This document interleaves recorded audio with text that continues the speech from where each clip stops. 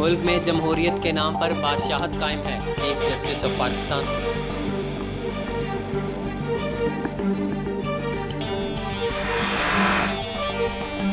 वज़ीर आज़म का इमरान खान से बड़ा कोई खैर ख्वाह नहीं, खुर्शीद शाह।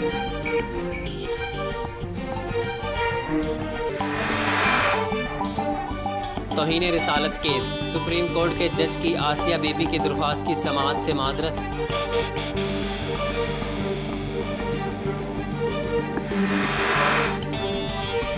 सानिहा 12 मई में मुलव्वस होने के शवाहिद हैं तो मुकदमा चलाया जाए, मेयर कराची।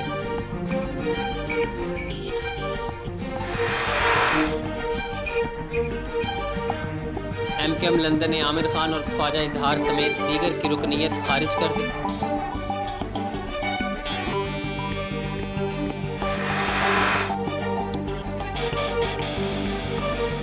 चौधरी निसार का यौम अशूरा पर अमन ओ अमान बनाने पर सिक्योरिटी एजेंसियों को खराज तहसीन।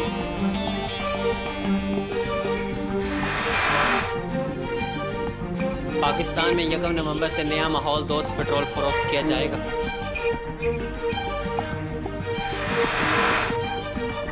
इटली ने 3 साल बाद पाकिस्तान में ट्रेड कमीशन दोबारा खोल दी।